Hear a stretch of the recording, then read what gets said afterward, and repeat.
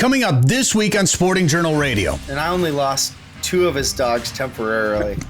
In some cases, you bring your cock or your lab in, and they're the pickup dogs, and the pointers haven't moved. Those 600 hunters are creating a larger impact. I fish, I hunt, and always will. Broadcasting from the Eau Claire Outdoors Studios. Presented by OnX. Know where you stand with OnX. We're not just a radio show anymore. This is Sporting Journal Radio.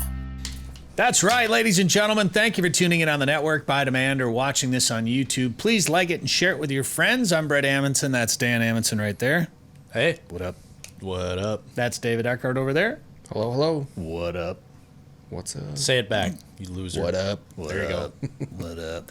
We got a really cool show. We're actually going to talk with Ben Brettingen and George Lyall today about bird dogs, and the conversation is going to go from dog training to dog trips, and we're going to ask them how they feel about some of the restrictions being placed on non-resident hunters in different parts of the country and also Canada as well, and how that might affect them, and if they've got any Canadian trips planned. That's all on the way. And we'll find out if George lets dogs in his house yet, because it's always been one of George's rules.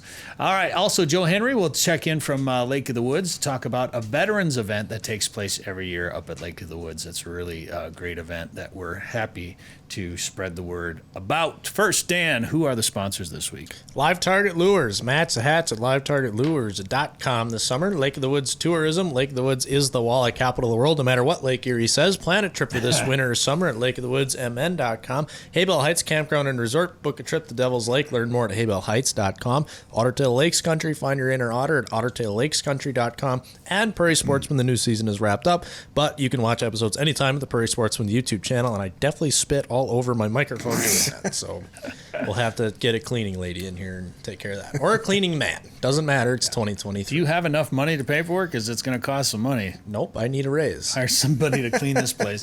All right. So that's one of the YouTube channels. 4 YouTube channels. We tell you this every week. You got a homework assignment. That is to go subscribe and like the videos on 4 different YouTube channels. One is, of course, the one you're watching, hopefully right now, Sporting Journal Radio. Also, the Prairie Sportsman YouTube channel as well. Our new one, the Fish Hunt Forever channel. And also Tazen Lake Lodge, where we're filming. We just got done filming. Actually, we're still up there filming right now, I suppose. It's a way to break down the fourth wall. Where are we? Does this look like Saskatchewan?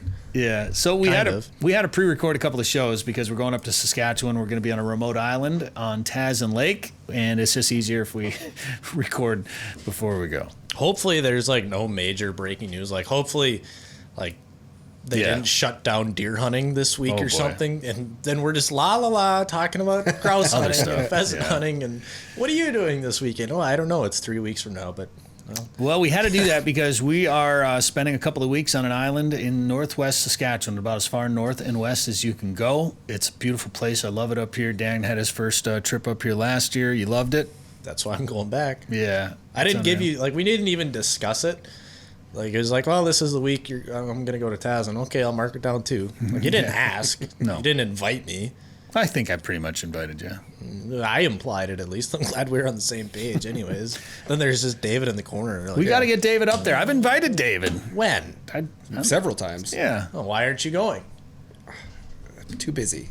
With what? You're a farmer. There's chickens to take care of. I got eggs to pick. By the way, did you do your homework? I did not. I gave David a homework assignment. I saw a reel the other day where people were holding their chickens and then drawing a line in front of them. Have you guys seen this video? I've seen it, yeah. I probably shared it in the group. Yeah. Have you ever done that? No, I tried once and we weren't holding the chicken down, just walked away before I drew the line. Okay, so let's just back up a second. I asked him if he tried that, and he said no. Well, not successful. Are you listening? Okay, so you did try it. It just didn't like work. a year ago, but.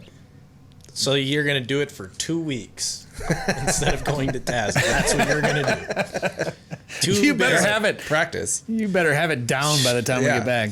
You skipped a trip to Tazen Lake for this. Actually, I'm going to Sturgis too. So. Yeah. Okay, so ride a motorcycle where it's 120 degrees, or go World where record it's lake like drop. 28 degrees I Celsius. can't miss one. Catch a lake I shark. can't miss one. Why not? Because I've been going this long. It'll be there when you get back. Yeah. The And city's still there. you'll probably have a bunch of friends that'll send you snaps of everything that happens anyway. so- Probably. Gas is really expensive. yeah. Not on a motorcycle. It's more expensive, but it's way better mileage. Yeah, well, you know what gets better mileage? A 25-horse Yamaha 4-stroke across the lake. A 16-footer. Yeah. Yeah. Can't wait. So catch up on episodes now at the Tasman Lake Lodge YouTube channel, or go to tasmanlake.com and you can watch all the episodes. We've been going up there since 2016, or I've been going up there since 2016 filming a bunch of videos. So check them all out on the Tasman Lake Lodge YouTube channel. The other thing, go to Fish Hunt Forever, because coming up very, very soon, we're going to be releasing our new film from Kodiak, Alaska, called Kodiak, a North American waterfowl film.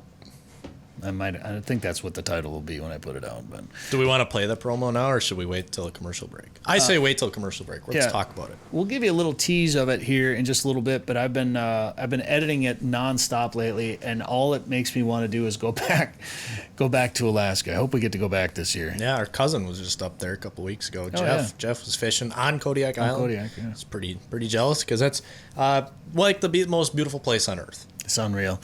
Mark, I'll invite myself on that one. No farming in December. No chickens.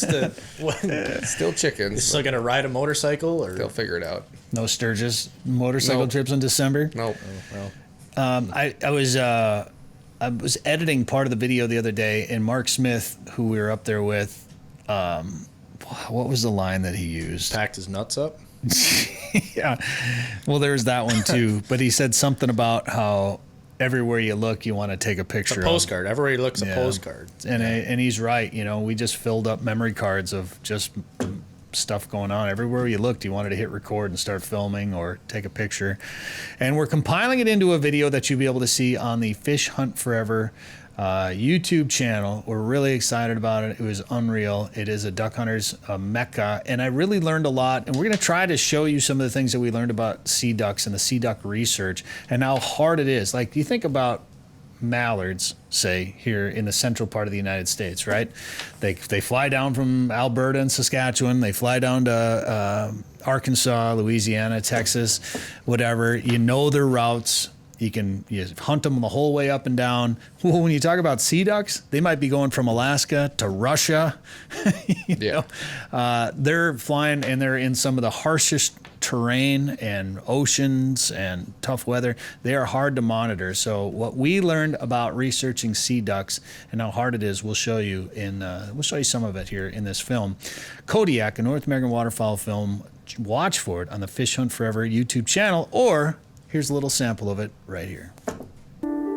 Kodiak, a North American waterfowl film, is coming to the Fish Hunt Forever YouTube channel. I've been a sea duck hunter for about 30 seconds, and I've already got one that's probably going to go on the wall, so this is the coolest duck hunt I've ever been on. Presented by Boss Shot Shells, with support from Sitka and Beretta, and additional support from Eau Claire Outdoors, High Prairie Animal Arts, and the Association of Great Lakes Outdoor Riders. Watch Kodiak on the Fish Hunt Forever YouTube channel. Northern Minnesota's Walleye Factory is a year-round world-class fishing destination. The perfect getaway this summer is just a short drive to Lake of the Woods. Fish Big Traverse Bay, the Rainy River, or visit the unique Northwest Angle. To catch big fish, you have to go where the big fish are. Plan your trip to Lake of the Woods at lakeofthewoodsmn.com. That's lakeofthewoodsmn.com. All right, once again, it's time to check in with Joe Henry from Lake of the Woods Tourism to see how things are going up at Lake of the Woods, the walleye capital of the world. Joe, how you doing? Hey guys, how you doing? Not too bad. You know, it's mid-August. Fishing is good year-round up at Lake of the Woods, and I've actually had some better fishing in August than other times of the year at times up there, which is always interesting. And there's some events that take place this time of year, including an annual one for veterans that's coming back up here in a little bit, isn't there? You know, for a number of years, we have hosted and created this event called Pay It Forward. And really, the purpose of Pay It Forward is to honor, recognize, and celebrate all veterans. And we really work hard to bring diversity to our program, our veterans program. I say diversity. We We try to have men and women. We try to have different age groups. We try to have people from different branches of the military and really get them mixed up, and boy, I'll tell you what, it's been a great event. We work with an organization out of the Twin Cities called Fishing for Life. Maybe you've heard of them, with Tom Goodrich and his team, and Chad Lanners, and there's more. But those people are experts with veterans and that sort of thing. So we've partnered with those guys for a long time, and we put it on up at Lake of the Woods. We organize it. They certainly are a major part of it, and we bring about 60 to 70 veterans up every single year. We have been for a handful of years, and I tell you what, you guys, it's a 3-night, 2-day fishing trip. Lots of sponsors, including our great resorts up at Lake of the Woods. Many of them will donate, lodging and donate their charter trips and the guide service and meals, and then of course we get donations for a lot of the other stuff. So it just works out real nice. And I got to tell you, man, every time we have this program, magic happens. There's always good things that happen during this program, and it's just been really, really successful. We're so fortunate to have the United States of America and the freedoms we have. We can't take it for granted, and we got to once in a while, I think, recognize the people who made this all possible. Yeah, anytime there's some sort of veterans event, I just think it's great because no matter how many of those happen and how many of those we're a part of, every time I go to one, I realize why we do it and why it happens, because every time it is a big deal, and just what it does for some of those vets that get a chance to go fishing. This may be the only chance they get to go fishing, and the chance for them to spend time with other vets and have they can, someone that they can talk to, someone that's relatable. For guys that didn't serve, it's not always easy for them to sit down and have a conversation with them. So being able to pair them up with other vets, especially at an event like that where you might get somebody in a different age group that maybe fought in a different war or served in a different branch, watching guys like that have a conversation and be able to relate and just kind of hear similar but different stories from different experiences, yet similar experiences, if that makes sense. Everything you say is so true, and and you say guys. Obviously, it's guys and gals. Yes, but yeah, of course. I'll tell you what. I think the magic is we create the environment. Fishing's great. I mean, there's people that have been on this trip that, with tears in their eyes, they said they'd never thought they'd ever make it to Lake of the Woods. Maybe they couldn't afford it. Maybe whatever. But the point of it is that they made it up there. And then you talked about veterans getting together with other veterans. That is the magic. That is definitely the magic. We create a wonderful environment with wonderful meals, the fishing, charter boats. We do all charter boats, so it's real comfortable. But it's veterans spending time with other veterans. When you get people together from different branches of the military, they rib each other and such. But at the same time, don't cross that line. They be the first one to defend one another. It's just a really cool culture. We've had people come back and say, I needed this. This changed my life. And the other thing is, the other observation I have, Brett, is some of the people have been in battles, they've been overseas and things. There's some people that they served our country, but it just so happened that there wasn't a conflict at that time, and they stayed stateside. And a lot of times, those are the people that say, give it to somebody else. And what I found is even people like that, veterans like that, really benefit from a program like this. A lot of times they come to actually help out other veterans, but in turn they actually get help themselves. Maybe they don't realize that they're going through stuff, and it just works out nice. Still one of my favorite episodes of Prairie Sportsman that we've done when we attended that veterans event up at Lake of the Woods a couple of years ago. And you can watch that on the Prairie Sportsman YouTube channel. Well, that Pay It Forward, Joe, Pay It Forward is coming August 29th through September 1st. Pay It Forward payitforwardlow.org is the website. Otherwise, there's a link to it on your website too, right? There is, yes. Yep. And you know what? It's payitforwardlow.org. And, it's a great event. If you happen to be a veteran or know of a veteran who might be interested in that program, don't be afraid to get your application in. I think this year's event is August 28th to August 31st, 2023. So it's usually you arrive on a Monday and have an opening dinner, and then get a couple of days of fishing and have a nice breakfast on Thursday and depart. So it's just the right amount of time as well. All right, Joe. Well, if people want to learn more about that or plan a trip to Lake of the Woods, what should they do? Hey, check out our website, and that is lakeofthewoodsmn.com. Live Target, the leader in Match the Hatch, is back with new lures that also match the action. Introducing the Live Craw. The Live Craw is irresistible to bass, walleye, and other freshwater species. FTech's winner, the Ultimate Frog, looks and acts just like a swimming frog. With an exposed Ultra Point mustad hook and replaceable legs, the Ultimate Frog has 2 styles, 2 sizes, and 8 colors. And iCast and FTech's winner, the Live Shrimp, mimics a fleeing shrimp for saltwater anglers. Coming soon from Live Target. 852 million acres of public land, 147 million private properties, all in the palm of your hand. The #1 hunting GPS app just got better. With hundreds of custom map layers, 3D and topographic maps, you can easily scout on the road or at home before you go. And now you can get important weather details, CWD detection, and even know what crops have been planted where. Get the most trusted hunting GPS app ever made. OnX. Know where you stand with OnX. All right, this is Sporting Journal Radio. I'm Bret Amundson. Thanks for tuning in on the network by demand or watching this on YouTube. Make sure you like and share this with your friends. We appreciate it.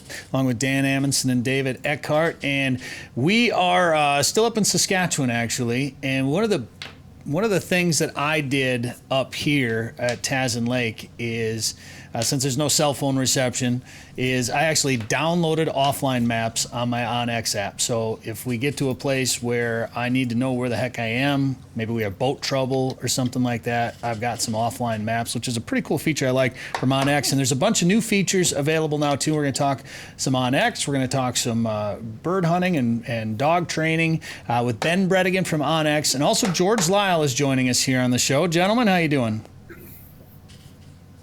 I appreciate it. Dandy. I understand why you didn't respond since I called you guys gentlemen. You weren't sure I was talking to you guys. Yeah. I was just being polite. I figured, my younger, not everyone respects their elders as much as Ben does, so I wanted him to. And it looks like, George, are you censoring something out in your office right now? That wide shot? It looks like you're. I got to work on that. Yeah. Well, there's something there we can't. We discovered the second I turned the camera on that my computer may have been bumped or something. The camera is definitely off to the side. Hitting it did not fix it. We won't tell Runnings how you tried to fix it, maybe. Well, I'm going to try again. That's funny. Well, how you guys been doing? Now, you guys, a lot of people around here will fish in the summertime, and I've always been more of a hunter, but I've definitely spent more time fishing than I normally do this summer. But you guys probably been running around there with dogs a lot this year, haven't you? Definitely. I don't even know where my tackle box is. So, and I have a fishing boat, and it hasn't been in the water yet. So, no, it's dogs, and more dogs, and planning upland hunts, and just the whole preparation for this fall. So That's the easy thing about tackle boxes and fishing rods. I know exactly where mine are. They're on a shelf. But the problem is with dogs is, like, you can put them on a shelf, but they don't last very long. They don't stay there. Exactly. So you've got to be, doing something with them almost, every week at least, and really every day. So, yeah. So it just kind of takes over your life. And George has got 4 of them. I've got 4 of them. So now I remember when you had 1, Ben, and then you started hanging around George, and now you got as many. Did George talk into getting more dogs, or is it's like you get addicted to it, don't you? Once you have a couple, you want to have a couple more. Exactly. And once you have like 2, then you might as well get 5. At that point, it's just more dog food. I know. I've got 2 right now, and I've got how old is Meek? 12-year-old and a 3-year-old. Actually, Meek, Tiny just turned 3, and I keep telling Dan, I'm like, I'm getting a 3rd one. And he doesn't think I should. Good luck. You have fun. Who's going to watch it when you go to Tazin? You don't watch him now anyway. I wasn't saying I was bring going to do it, but my parents are going to do it if you get 3 of them. Yeah, that's the problem. I can guarantee it. It's hard to, like, how do you guys do it? When we go to Saskatchewan, thankfully at Tazin, I can bring the dogs with me, but it gets hard to travel when you got dogs like that. And George, I tell everybody, when I build a house, I'm going to build a house just like yours, because I think, especially where you got the dogs, that's like a perfect setup where you got your dogs, George. Yeah, thanks. It was on a purpose plan, and I mean, like you said, you've been to the farm, and I've got space for the dogs. I got space for multiple dogs if guests come, and it's, you've hung out in the kennel. I think it's a pretty special place to hang out at, and especially go hunting from and come back to. And cold day, fire up the fire, and stay warm, and the dogs can. Like I said, the dogs can be right there with you. So, well, yeah. Explain your kennel setup just a little bit for people, because it's essentially indoor, outdoor, but the outdoor is kind of sheltered. Correct. So what I did is I want my dogs are kennel dogs. They don't come in the house, but my house is attached to the kennel, and so when you go out and you're in the hangout area, like the hangout area in the kennel, and the fire's going, all the dogs can be with us. So I have my interior dog runs, and the space is heated. And on a day like today, down here when it's 100 degrees, it's air conditioned also. So they have a 4x4 area, each dog individually. So again, heated and air conditioned. Then they can walk through the dog door, and then in a 4x10 individual runs outside. And it's outside but inside. So it's a lean-to with overhead doors on each end. So spring, summer, early fall, I have it open all the time. Fresh air is going through there. There's a gutter system. They can go to the bathroom out there. We hose it down, we shovel it, whatever we got to do. But in the wintertime, they can still utilize that space. Both doors are closed, and I don't have 4 feet of snow in there. So I love it. It works great for me. If I ever build another place, I'll do the same thing. So it works great. That gutter system, I think, may be the best part. I mean, obviously having the overhead shelter in the shade, and then being able to open up the ends to have air blow through, but being able to just hose everything off, because they're on concrete. Is that concrete in there? Yes, they're on concrete, and polished concrete, sloped to a gutter system. Hose everything down. The gutter washes out to the outside, and we take care of it, and dispose of it. Now you say your dogs aren't indoor, in the house dogs, but I think Minnie. Okay, there's one. There's one that has special treatment, and everyone that sees her can understand why. She bats those little eyes at you. She's a bundle of energy at 18 pounds, and a warrior at 18 pounds. And I mean, you and Dan have seen her out duck hunting, and what she can do at her size and weight, retrieving ducks, geese, pheasants. Just to see her retrieve a pheasant is crazy enough.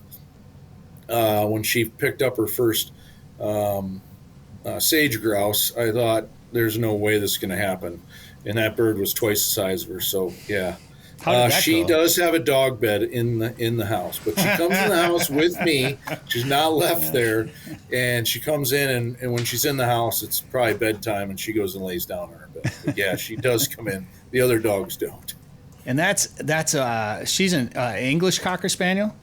English Cocker, yep. Those are cool dogs, and I remember, I think I was hunting with Anthony Houck one time, and he had a couple, and I'd never been around those dogs, and I was kind of blown away by them. I almost got one after that, and then especially being around Minnie and seeing Minnie hunt like that. Those are great dogs, George. They are wonderful. If I think they're a great fit for me. I'm running pointers, and to have something that can work close. We tend not to miss anything. You got the pointers out there doing anything, they come across game, they're going to lock up on point, and we can walk over there, and then Minnie does the flushing. But if the birds circling the dogs or get somehow there's space in between us and that bird gets out back behind the pointers, she's there to find them, and you'll know right away when she's on a bird. So that's George. Yeah, that's George Lyall right there, and Ben Brettingen joining us right now too. And Ben, we got to take a break here in just a second, but I want to talk about the dogs that you have, because you grew up with. Did you grow up with labs? Short hairs. Short hairs. Yep. Okay. All right. Because you've been really into. You've kind of immersed yourself in the dog world. Despite being around dogs, you've really gotten into it recently, haven't you? Yeah, exactly. I mean, growing up, it was more sane. We'd have one dog at a time, and I was like, one dog is fun, 2 dogs will be more fun, et cetera, and it is true. But all right, well, let's take a quick break. Hold that thought for a minute. We'll take a quick break on the radio network. We'll come back with Ben Brettingen and George Lyall here on Sporting Journal Radio.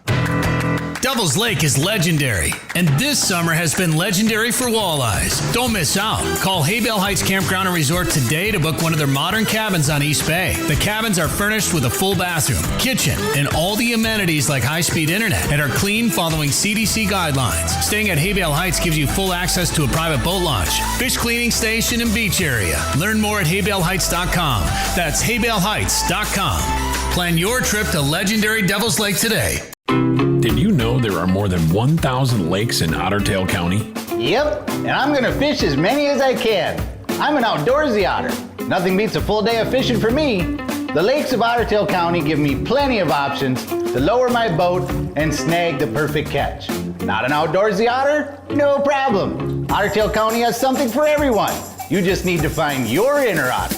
To find your inner otter, go to OttertailLakesCountry.com. We're back, Sporting Journal Radio. Thanks for watching this or listening to this wherever you are doing that. Dan Amundson, David Eckhardt with us, along with Ben Brettingen and George Lyall now here on the show. And we're talking dogs and dog training and bird hunting.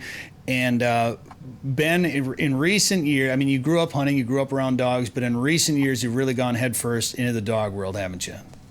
Yeah, 100%. It's been an absolute blast, and just learning about different breeds of dogs, experiencing dogs working pretty much all across the country. So, I started out with the Draughthaars 1 and 2 with Annie and Herb, and then actually through Travis Frank, I kind of got introduced to George, and actually I think George, in my phone, I think your description is still like English pointers / runnings or something like that. So, well, you did catch the illness of pointers, I'm pretty sure, from me. And, yes. I'm kind of proud of that, actually, that you got a real bird dog. Yeah, me too. Wow. All right. So, I mean, is there any hope? I got 2 labs, and I pheasant hunt all the time. And I have thought, every time I think about getting a new dog, guys, I think about, gosh, maybe this time I'll get a pointer. And I still waterfowl hunt a lot, and I love labs, and I can't get away from them. Is there hope, George, for a guy like me to someday get a real bird dog? Well, I've hunted with you, and you do have real bird dogs. So I think labs are great. I've had just about every breed on the planet, and it had a lot of labs, and I don't think you can miss on having a lab around. No. You could get a pointing lab. Oh, well, God, stop. Don't. David makes one contribution. David, gone. Get him out of here. Make this panel disappear. I mean, seriously. I don't know. Let's get a flushing pointer. I mean, isn't that the I only same say that concept? because we had a lab that would point once in a while. And then we switched over to wire hairs. Got it. They are out there, David. I just giving you a hard time. Yeah. Some Life people that's here love from it. We didn't train that dog to point. She would just do it randomly once in a while. Well, And we're like, this is pretty fun. And then we started buying wire hairs.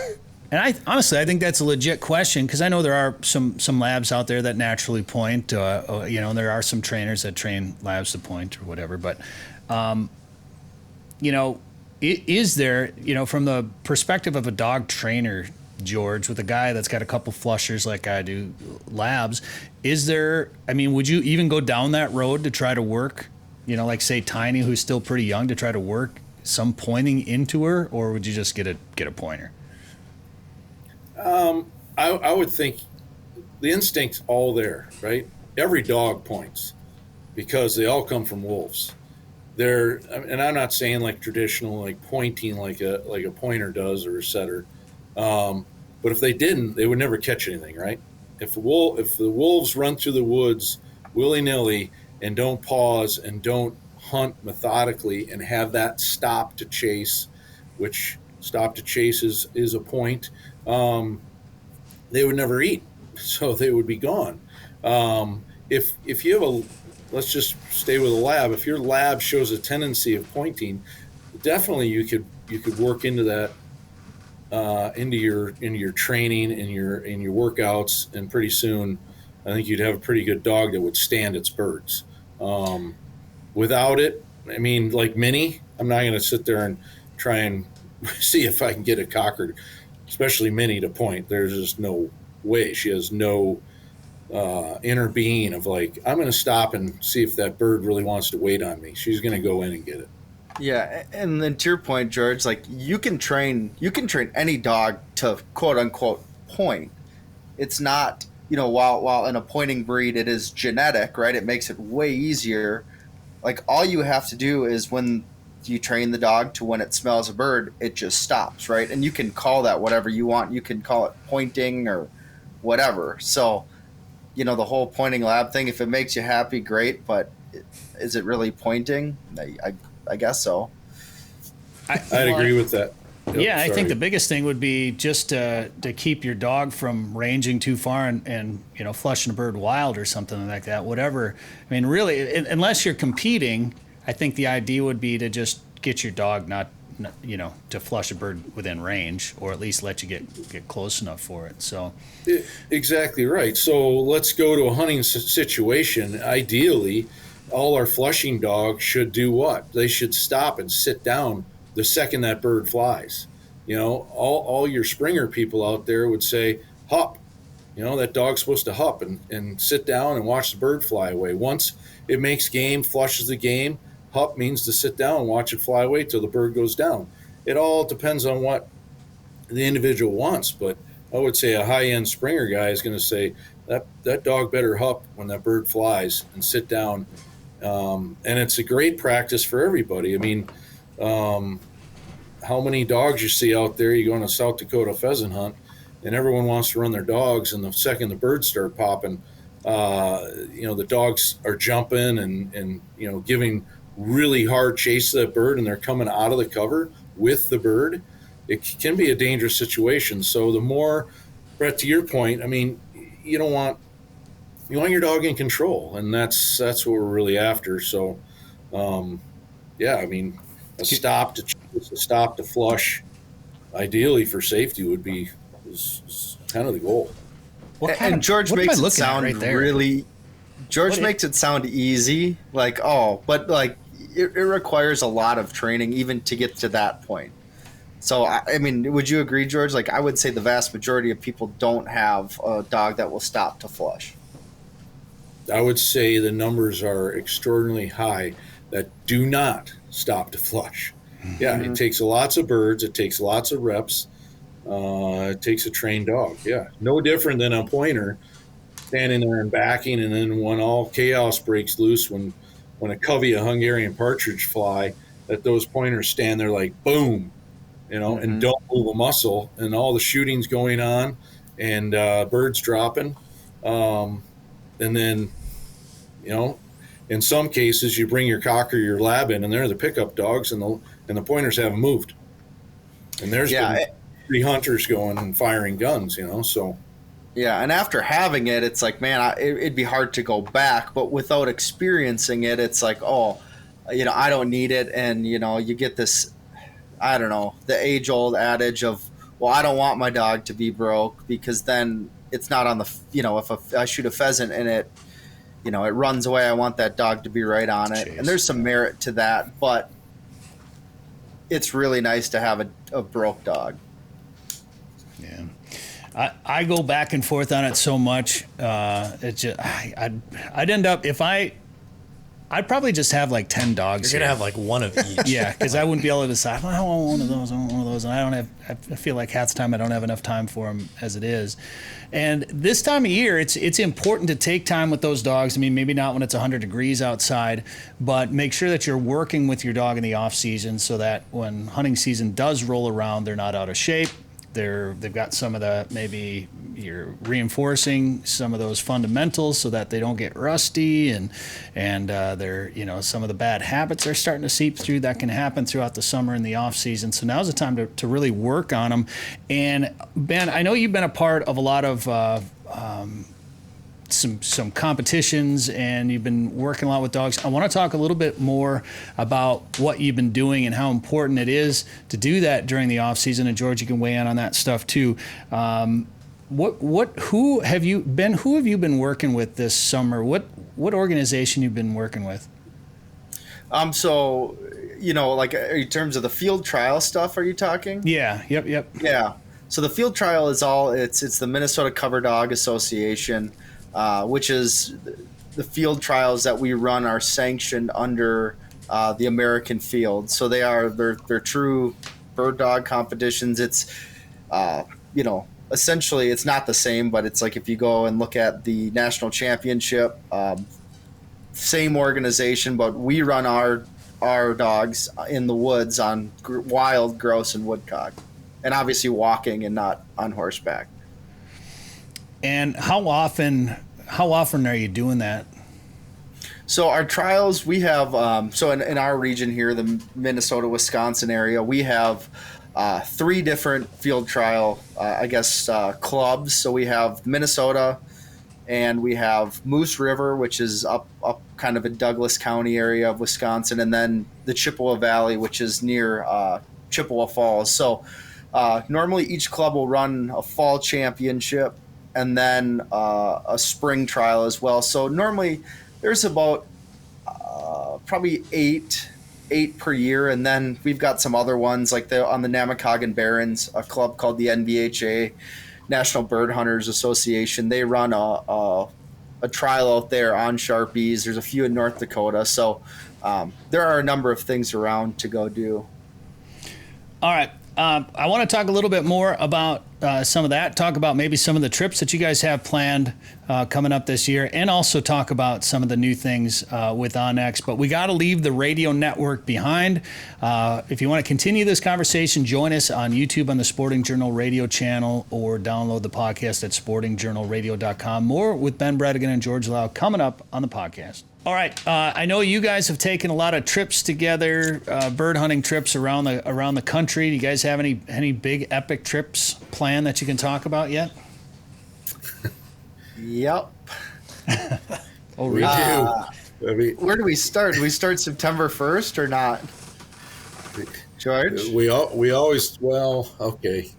We always want to start September 1st, but someone here has another obligation, so I can't make the September 1st deal work. But I'll catch up with Ben a week and a half later, Ben? 2 weeks later, maybe? Yep. Middle of, I think, the 14th? 14th of September, we head to Alberta. Oh, really? Yeah. Or sharptails? Hungarian partridge. Oh, Huns? Yep. Yeah. So it's something I've never done before, George. You've never done it. So we're just we're going up there, and we're gonna figure it out. And kind of Saskatchewan and Alberta is the Hun mecca of North America. So we're gonna go where the Huns are. That's cool. I there's got a few Huns. What's that, I David? saw 2 Huns this morning on the way up here. Really? Mm-hmm. Yeah, that's great. Don't say anything. Yeah, no kidding. Were you in David, Alberta? David, that's awesome. I've also seen Huns somewhere in Minnesota. Well, I just mean I haven't seen Huns there and fairly 10 years. No, right? Yeah, I saw a covey of Huns last December. I do an annual family and friends hunt at the farm, and my daughter was like, "Dad, look at those birds over there." And I look off to the side of the road, and I think the covey was easily 16 to 20 strong. Oh, wow. Jeez. It was cool as all get out. I was like, "Whoa!" And I've seen them on 3 different occasions this spring, different places around me. Was that the same place was it Tucker that had that one pinned by that covey by the marsh on that dog training spot? So that makes 4. Sorry, 4 different coveys that I could go to right now, and I wouldn't. I never see him anymore, so I just thought it was cool. Like, man. And you know what, George, they're probably all because that pair that you and I saw when we were hunting a few years ago, and we let them go. These are all their brood. You guys are like the next Johnny Morris, conservationists. Brett, it's because you and we are the ultimate conservationists. You're welcome, Minnesota. Yeah, I would love to see him make a cash comeback. prize or something. They're such an awesome bird. When I saw those birds, and I've had them pointed and walked up, and when you're thinking a pheasant's going to fly up in front of you, and all of a sudden a covey of Huns bursts out, you're like, holy cow. And then you kind of raise your gun because they are legal in the state of Minnesota, and then you kind of let them go because, like David just said, it's like, wow, so cool to see Huns in Minnesota. Do you guys think that they should close the season in Minnesota on them? Do you think that's even feasible? Do you think that would make a difference? I don't think it would honestly make a difference. I think so few are shot that it doesn't hurt the population. It's more so, Huns kind of live and die with small grain. So especially, in Georgia's region, in that area, it's pretty much dominated by corn and soybeans, where they really need a lot more wheat. So I think as it's shifted more over to away from small grains, that's where you're seeing the population declines, as well as just habitat. That's why North Dakota has seen decent numbers, yet Minnesota hasn't. And probably why there's so many more in Canada. There's a lot more. David, you need to start growing more wheat down there, dang it. Yeah. You're killing all the Huns. Yeah, that's what it is. God, dang it. Because you guys... I will say that these Huns are by wheat. And I'm seeing more wheat on the landscape down here. The winter wheat, we'll be harvesting here pretty soon. And there's a pretty good standing crop around here, probably more than I've seen recently. But Ben's right. I mean, with the hunting has zero impact on the Hungarian partridge in Minnesota. You guys have hunted North Dakota in recent years. Have you guys seen an increase in Huns over there? I know a couple of years ago we were talking about the numbers being up. I guess I don't remember recent data. Yeah, it's been very strong, and just depending on what part of the state you're in, some areas have been better than others. But it seems like we've been through some really weird years in the last 4 or 5 years. So just whether it's precipitation, lack of precipitation, winter, but Huns they've fared pretty well out there, and I don't know, George, if you agree with this, but I haven't seen them fluctuate nearly as much as roosters, as pheasants have, with different changing conditions.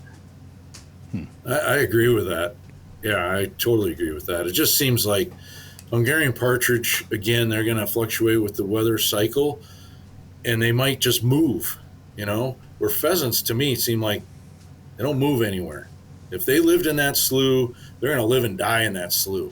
And if that slough dries up or it's burnt out or their habitat's been taken away, I just think the Huns, the sharptails, the sharptails have been on the landscape for 1 billion years. So, that's what's so great about sharptails. They're our bird, and no matter what the weather does to them, it always seems like they kind of hold on there. And I think if you're going to chase sharptails and Huns, North Dakota might not be a bad place to go try it. Yeah.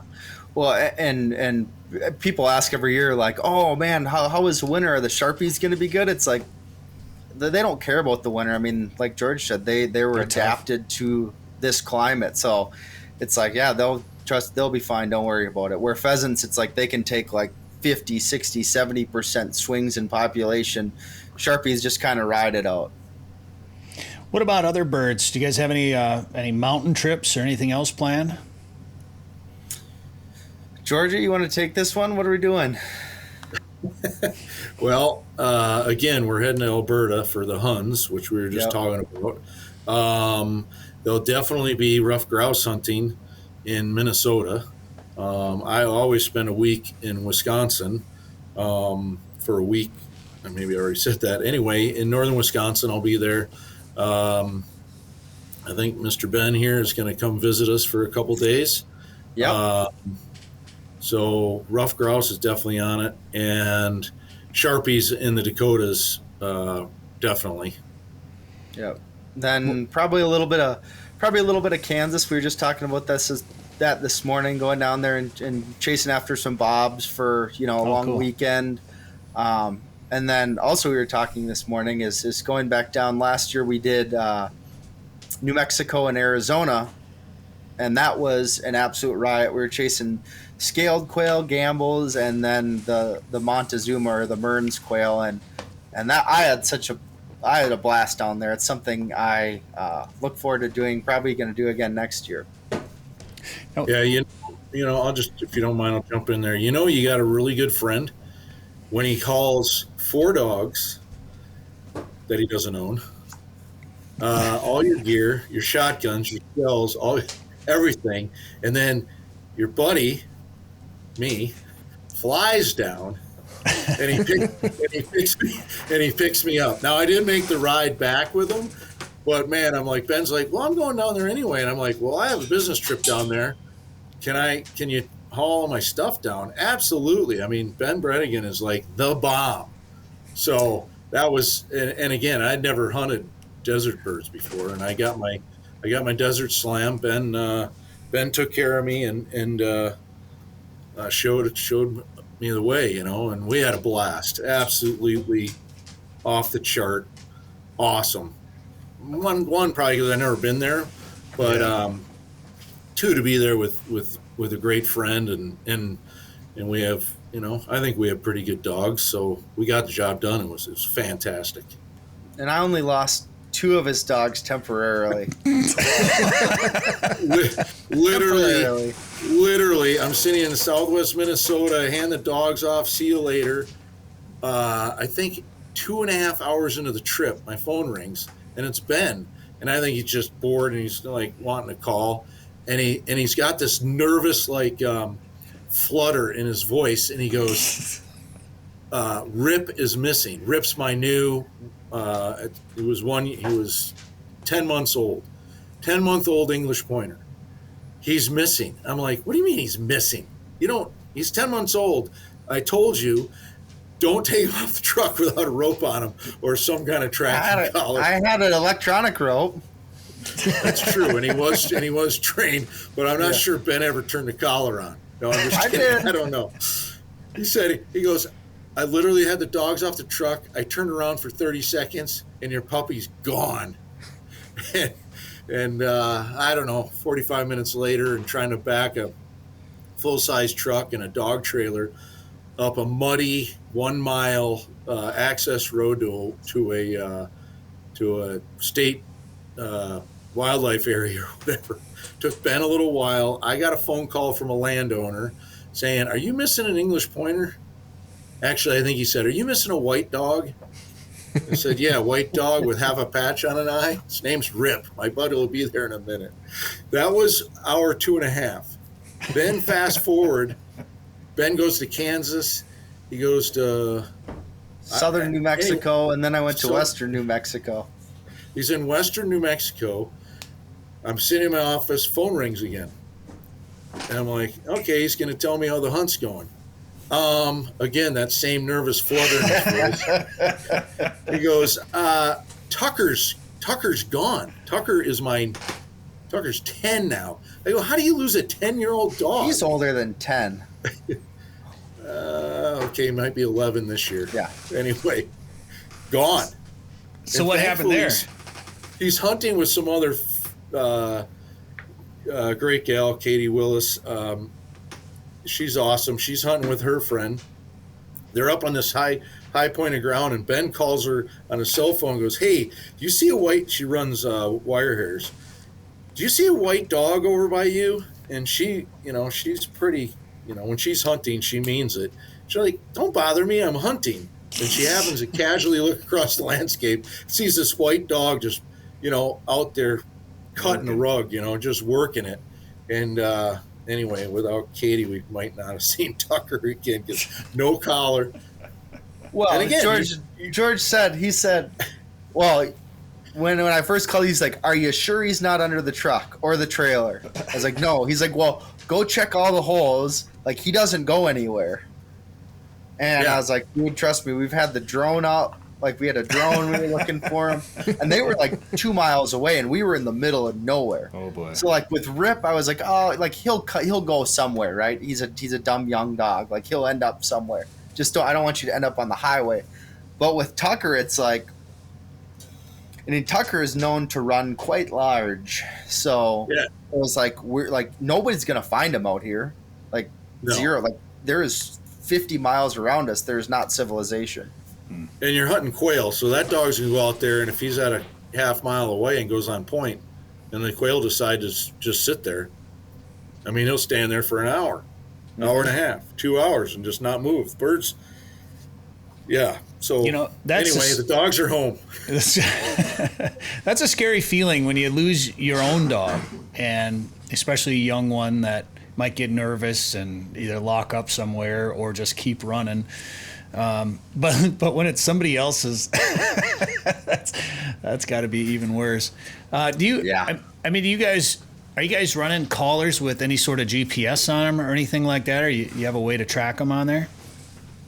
Yeah, normally, running Garmin Alphas, but you got to put them on for them to work. That's the trick. But after about 2 weeks of doing that, like 3 times a day, putting GPS collars on 8 dogs, that gets to be a lot of work. So it's like, dude, you're 11 years old, you're not going to go anywhere. Like, I'm just not going to put it on this time. Rip got a collar every single time after that, but I was like, "Oh, Tucker, you're fine. Like, you haven't gone more than 20 yards from me this whole time." And then he does. So last year, go ahead. Sorry. No, go ahead, George. Well, last year, I got to say, it was an epic. And I don't throw the word epic around too much, but 2022, 2023 bird hunting season was off the chart. I had a 10-month-old pointer. We worked our tails off. Ben helped me last spring with him when he was just a tiny little shaver, and got him through. He progressed really, really well, really fast. 10 months old. We were opening day Montana. I hunted North Dakota. I hunted South Dakota with them. All prairie birds. So good birds that hold tight. That pup probably saw in his first season in excess of, I don't know, Ben, 600 plus birds. Oh, yeah, easily. I mean, in Montana, he had to see 150 alone. Yeah, easily. He locked up on one covey of Sharpies that probably had at least 35 birds in that one covey. And it was like that over and over and over. And I can't even count the number of birds that he pointed, species. American woodcock, rough grouse, bobwhite quail, Sharpies, Huns, prairie chickens, Montezumas, Scalies, and what am I missing? Gambles, and there must be one other bird in there, maybe not. When did you sage grouse hunt? Sage grouse was back in 2017, actually. That was Wyoming.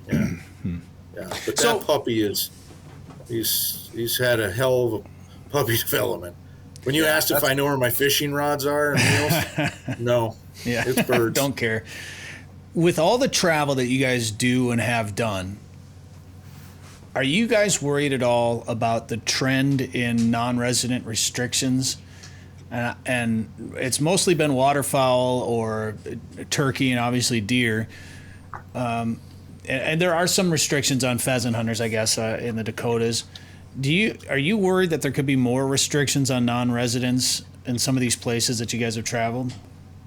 There's definitely, and like the trend obviously is happening like with Manitoba and waterfowl and Kansas and all that kind of stuff. But like we're definitely starting to see it on the upland side too. For example, Montana is they did some studies and tried to figure out non-resident versus resident pressure, and I don't know if it ever passed or not, but it was something like they were trying to restrict non-resident bird hunters to like 21 days, as well as the trend for the last 100 plus years as people from the South, professional trainers, would 100 years ago they'd take trains and ship dogs all the way up to the prairies of Montana and Canada to train on wild birds. So now that I believe there's a restriction, I know you need to get a permit for training more than 4 dogs, I believe.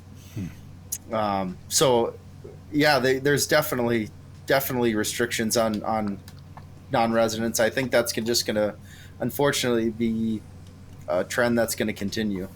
And it's hard because I see both sides of it too. As someone that lives in an area that can see a lot of pressure from non-residents or non-local people, I can understand why some of these places would protect it for residents or local hunters. But man, it's just got to put a crimp in the tourism, in the and when you make plans. I mean, have you guys ever canceled a trip because of new restrictions, or thought, let's maybe go somewhere else because some things might be changing there?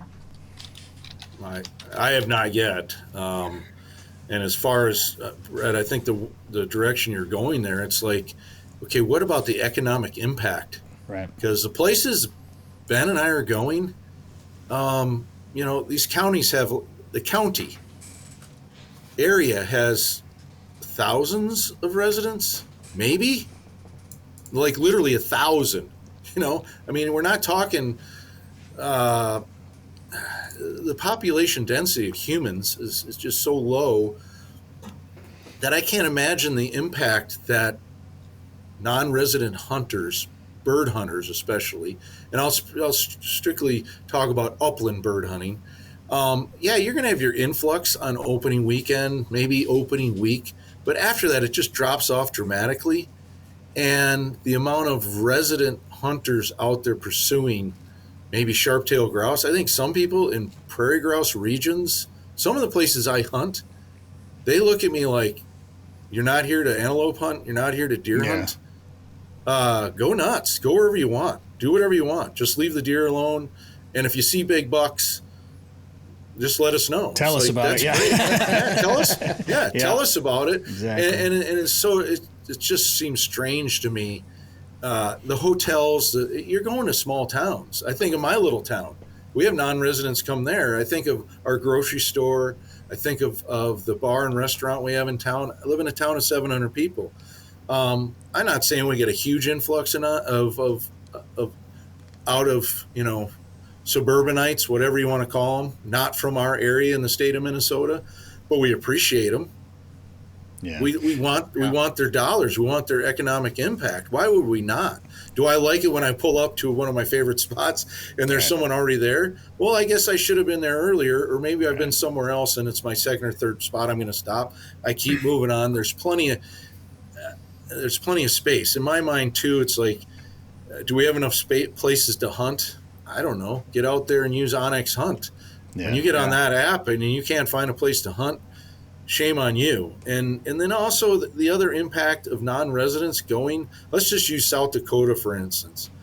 Let me back up. Let's think about all upland bird hunters that travel. They're not George Lyall and they're not Ben Brettingen. They're not out there for 45 days, 60 days. Some cases, in Ben's case, like all season long. We all wish for that, right? But they get like a weekend. They get a week, maybe. I bet you the number is literally 80% or more people that consider themselves, especially pheasant hunters. If you polled the folks out there and said, how many days do you get to hunt?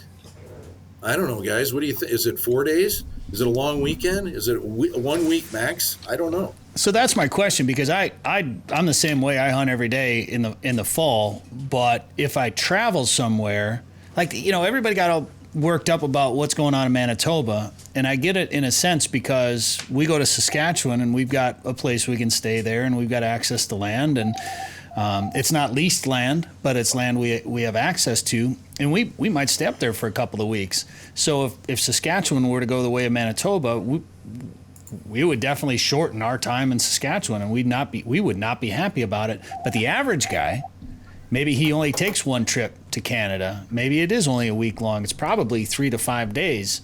Do you think, say Montana, or maybe Montana is a bad example if you take multiple trips there, but if some of these states restrict non-residents, like say North Dakota, where you get 2 weeks, is that really, I mean, when it happens, it's going to make headlines and people are going to get worked up about it, but at the end of the day, is that really going to change how many people are going there, taking trips to hunt there, and how much pressure there is? Or is it going to maybe alleviate some pressure by the small amount of people that get to go there multiple times, but more importantly, alleviate land getting locked up by non-residents that essentially becomes a refuge for most of the season for all the local people that maybe used to hunt that land or hunt around the land? Do you think that, I think that is maybe the spirit of these new regulations is actually to increase some access for resident hunters? Yeah, so by the numbers, like for example, the numbers that Montana was basing kind of this new potential rule off of was essentially 81% of people that come to Montana to bird hunt between 1 and 7 days. And then it's like 12% that hunts between 8 and 14. So essentially that's like 93% of people hunt under 14 days, 6% hunted between 15 and 30 days, and then 1% hunted more than 30 days. So let's just say Montana's doing this regulation where you can't hunt over 30 days or something like that, or 30 plus days. Like, that's not that many people. Of the, I think they sold 9,800 upland bird licenses. That's not very many. I don't know what that percentage, but it's like essentially like 600 hunters would be impacted. Yeah. And their thought is those 600 hunters are creating a larger impact than whatever. Say 5,000 people that hunt between 1 and 7 days, right? You get 600 guys that are there for 30 days. That's a lot of, I guess, hunting days in comparison. So I guess we'll just have to move there. Oh, darn. Just have to become residents, I guess. Well, Yeah. When you think about South Dakota and they have the 2 5-day periods, I mean, I don't know, it doesn't affect me per se. I mean, it affects you. I have bird dogs willing to travel, right? So I don't think about the cost necessarily of what a license costs me. I'm going. My dogs need to go. I need to go. So you can buy as many South Dakota upland hunting licenses as you want. okay. They just come in 10-day increments. So So you can buy multiple. I didn't realize that. Because Yep. I was going to say, with us living out here on the western edge of Minnesota, I mean, I'd probably go to South Dakota more often if I had more opportunity, if it wasn't a kind of a limited license. We could run day trips out there. We're all close enough, Yeah. well, and that's that's like probably, and that's what they're looking at, right? Yeah. But the So- percentage is probably the same as Montana. Half the guys that buy the license probably only use one of their 5-day periods. Right. Yeah. Yeah. I agree. I mean, I buy the 10-day license. Sometimes I'm only there for 3 days out of the 10 useful. And I live. You guys have been to my place. I'm looking at South Dakota. Right. Here's what's really moronic for me. I buy the 10-day. Do I ever go, wow, South Dakota's 1 mile away. All I need to do is change my dates, and I can go over there and hunt 5 days when I'm at home. I've never done it. This year I'm going to do it. If I only go for the first 5 days, I'll schedule something the other 5 days. It's just crazy how I've never done it. My farm looks right at South Dakota. Yeah, George, and I love your farm, but the one mistake you made is you should have probably built it 1 mile to the west. Oh my gosh, for sure. I love Minnesota well, I'll just leave it at that. South Dakota would be great, and you're right. Yeah, I love it. 15 miles actually. Well, before we get into too much of the politics of it, we'll end her there. But man, Ben, we didn't even talk about new OnX stuff. Let's just have you on again here soon. We talk more about Sounds like OnX a plan. stuff. We've got a lot of new stuff coming down the pike. So Coming soon, a new mapping experience. You have to say it like that, I think. Well, only if you're you and weird. Yeah. I was like, man, I don't remember that VO. Like, that's kind of cool. I can make that happen. Are you hiring? One of you guys changed their voices for a second. That was awesome. Here, let's do that again. I've got another one too. Okay. Coming soon, a new mapping experience. Which one do you guys like better? Ready to go with the second one, yeah, for sure. It fits 2023. It's unexpected. Yeah. That's right. All right. Oh man. Yeah. We're gonna get canceled. Ben Keep Brettingen, going. George Lyall. Good luck this fall. Let's plan a trip, even if it's right here in western Minnesota. Let's get together and chase some birds around, and maybe have a couple of beverages. Guys, thanks for good luck this fall, and thanks for the time today on the show. Likewise. Got it. Thanks for having us, and I'll just throw this out there to all four of you. The invite's out there. The door is open. You know what's inside my refrigerator. So, David, don't be a stranger. The other three hoodlums, come on down. Let's do something. Let's have some fun. Love it. Sporting Journal Radio is a division of Macaba LLC. If you've got a question, comment, or story idea for us, send us an email. Go to sportingjournalradio.com. While you're there, you can learn how to advertise on the show and visit our store for hats, hoodies, coffee mugs, and more. Go to sportingjournalradio.com.